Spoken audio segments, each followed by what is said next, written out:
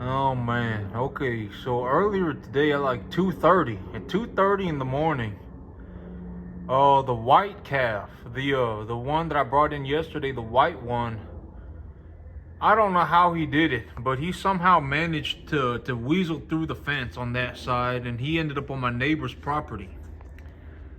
And yep, it was a long story. My father was here, my mother were here, my mother, my father were here spending the night at my farm. And my father was like his bedroom was right next to the window where the dogs are at, and so he was like, the dogs are freaking out. And so he went outside and he took a look, and he's like, oh my god, like one of your cows is on the other side of the fence. Oh, so I don't know how he did it, but he managed to weasel through that fence right there and ended up on my neighbor's property. He cut his side up pretty good. He cut his muzzle up pretty good. He cut his ear up pretty good. And so at 2:30 in the morning, I came out here and I took a look. And by 3:30 or 4:30, I went over there to go and get him. And 4:30, and then by 6 o'clock, I had caught him. And I was just running around trying to get him. And yep, I managed to get him up into the trailer. And yep, I got like 3.5 hours of sleep. Oh, maybe I got 4 hours. I got about 3.5, 4 hours of sleep. And but I'm running on I'm doing good. Like, I'm not tired or nothing. When I woke up, it was like, oh my god, one of my cattle is on the other side of the fence, and so yep, that woke me up real fast. And I woke up and I let them out for a little bit. But all they did was run around the property and bawl. They didn't eat anything. I was keeping an eye on them to see if they were eating, because right now, okay, so the first few days that an animal's here, okay, so it's kind of a. So when I brought the animal back, I had him up in the trailer, and so when I had him up in the trailer, I just grabbed a hold of him. I just grabbed a hold of him. And I put some organic syrup on a bottle, and I stuck the bottle in his mouth to see if he would start to suckle. And he was not suckling. He was reflexively chewing. And so animals, when they like, if I have a bovine, right, and it's a small bovine, if I want to know if that animal is reflexively suckling, if the animal is still looking for milk, then the animal will suckle. So if I put some organic syrup on a bottle, and I put the bottle in the animal's mouth, the animal should start to suckle. But if the animal does not suckle and the animal chews, if the animal starts chewing, the animal is reflexively looking to eat solid food. And so that's just a little bit of a quick tip for anybody who's looking to get into the cattle business. If an animal, okay, so the reason that this is so important is because when cattle suckle, when they suckle, they will, there is a flap in their esophagus, or whatever it's called. In their eating pathway, there is a flap. And that flap will close. When they suckle, that flap will close, and it will redirect the milk into a different compartment in their stomach. And that different compartment in their stomach has enzymes that curdle the milk and slow the digestion of the milk. And so this is also why animals should not be tube-fed milk, unless you are absolutely certain that the animal is a milk-drinking animal.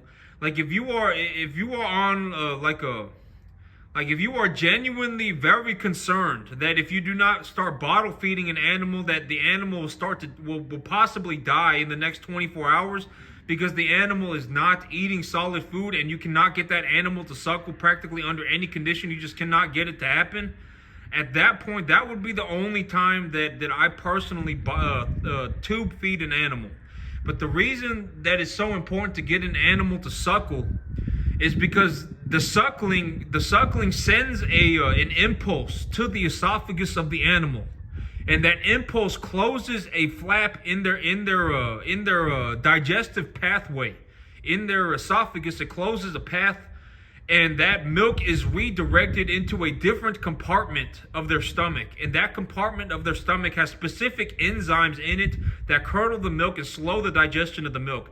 And so if the animal is tube-fed milk, or if the animal is force-fed milk and the animal does not have that flap closed, what will happen is at the end that the milk will enter the rumen of the animal without being curdled. The enzyme will not have an opportunity to interact with the milk, and so what can ultimately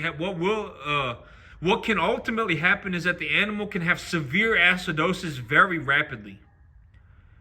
And so one thing, especially like me personally, I bring in a lot of small calves. I bring them in small.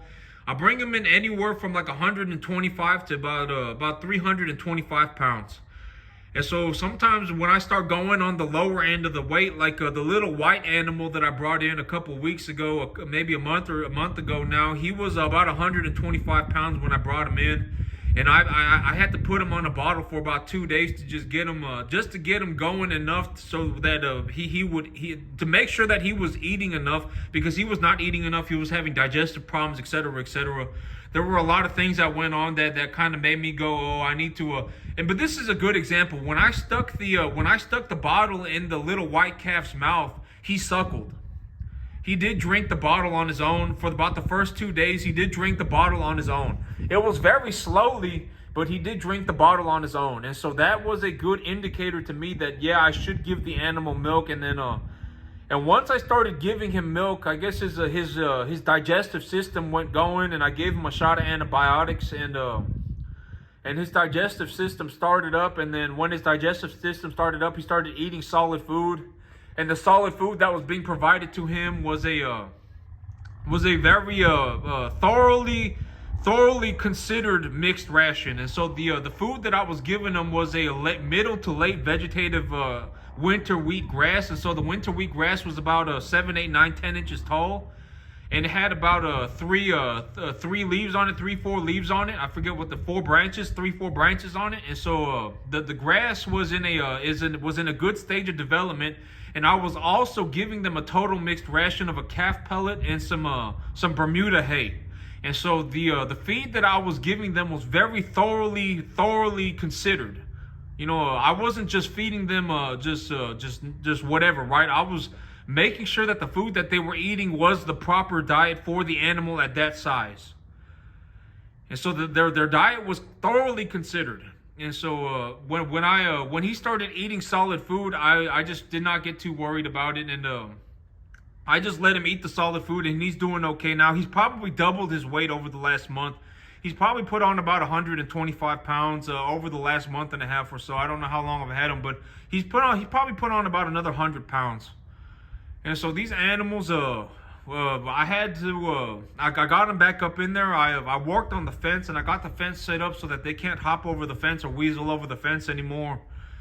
And I got them all put back up there. And when I got them all put back up there, and I gave them some food, they went right to eating. I mean, they stuck their face in that food and started eating. And so I'm not worried about the animals not being able or not eating solid food. These animals, all 3 of them, are definitely eating solid food. I don't have to worry about that. At first, I was a little concerned because I was like, oh, you know, what should I do for the white calf? I was like, oh, well, I haven't taken his temperature yet, and if I haven't taken his temperature, I had him in the trailer, and so I could just grab the animal because he was in the trailer. And so I was like, maybe I'd give him a shot of antibiotics, or maybe I should give him a shot of vaccinations, but I didn't want to give him a shot of vaccinations or antibiotics if I didn't take their temperature, right? And so I wanted to take their temperature first, because if they were sick, I don't want to give them a vaccine. And if they weren't sick, and if they were sick, I would want to give them the antibiotic and give them not give them the vaccine. But if they weren't sick, I would give them the vaccine and not the antibiotic. But I didn't want to sit there and stick a thermometer up his butt while he was sitting in the trailer. And then I was like, oh, well, if I have to give all these animals vaccines at the same time, then I'm going to have to fiddle fart around with that too. And so I was like, you know what, it's okay. I'm just going to put him back up in the preconditioning pen. And if he's sick, I can just funnel him over to the working chute as fast as I can, as fast as necessary. Because he had a very stressful 24 hours. Over the last 24 hours, he was having a real hard time. And so I was like, he might end up getting sick. But when I saw him eating, I put him back up in there. I put them all back up in there, and I dumped them out some food, and they ate a lot. All of them ate a lot. I mean, they were eating. They were like swallowing their food whole. And so I was like, okay, well, that's a very good sign that they're doing okay. And a lot of these Brahma cattle, these Brahma cross cattle, they tend to be they're more of a 1.5 type animal. They are a beef animal, but they're more on the 1.5 type, of the beef cattle. And Brahma cattle, there's a lot of variation in their genetics, and so some of them are just very low grading. And so, but a lot of these Brahma cattle, they tend to have very large frames. And so even if they are not very well grading, if they are put on genetically, if they are not very well grading, if they are put on a proper diet, and they are cared for thoroughly, they tend to put on size very quickly. They may not put on a choice, or they may not put on a quality very quickly, but they tend to put on size very quickly. And so they tend to get big very fast. And so it's kind of they're more of a 1.5 type animal. And depending in Brahma, there's a lot of genetic variation in the animal. You can get Brahma cattle that great choice or better. You can get that, but it's like but some of them, a lot of them are known to be less grading. But they may genetically not grade as well, but if they're put on a proper diet for long enough, they will still develop proper size. And so if they develop enough size, I can still make money on their size. And so Brahma cattle, they also tend to be very, very, very hardy. Like they stand the heat better. They stand disease better. I mean, this one, he's an escape artist. I don't know how he weaseled through that fence, but I know that Brahma cattle are known for doing that too. They tend to hop through the fences and stuff. And I'm gonna have to keep an eye on this one. I may need to sell him early. I'm not exactly sure. I'm gonna have to think about that. Maybe I sell him at 500 pounds. He's at about 275 right now. So if I just doubled his weight and sold him, maybe I need to do that. I'll have to think about it. I'm gonna see how he does. But yeah, but it was an interesting day. But as of right now, everything's been squared away. I'm gonna keep an eye on him. And if he starts trying to make a break for it again, I'm gonna run over there and make sure I get that handled.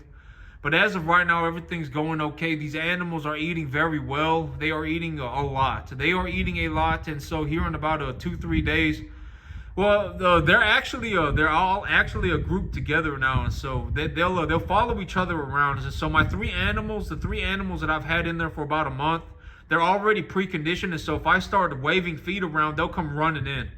And the other 3, they'll just follow them in. And so, they should catch on pretty quick.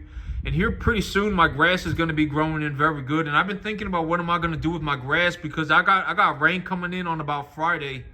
And my grass, I have a lot of dead, decayed plant material. And I know I said this in previous videos, but dead and decaying plant material tends to create a lot of disease issues. And so I have patches of soil that just don't have any grass growing back at all. And so, and I think it's got too much dead plant material on it to be growing back. And so I'm like, maybe right now is a good time to plant ryegrass. Because ryegrass from last year, the seed stock from last year is being heavily discounted. I can get it on a discount, and it cost me about if I were going to reseed my entire field at 50% density, it would cost me $25 an acre. It would cost me about I got about 8 acres of grass. It cost me about $200. But I wouldn't even need $200. I would just go over the dead patches of grass, over the problem patch. But then again, it's like here in about 2 months, I'll be planting my spring crop anyway.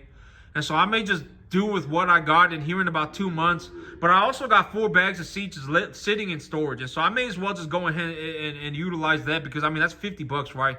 4 bags of winter wheat seed is $50. I may as well just go ahead and reseed my field with that. And if it comes up, it comes up. And if it doesn't, it doesn't. And that's fine. And so, yep, I mean, it was an interesting day. And my grass is coming back. Y'all can see it. Y'all can actually see the green on the field. It's coming back. And, yep, these animals, I got them all squared away. It was an interesting 24 hours. But that's it for me today, YouTube. Y'all have a good one.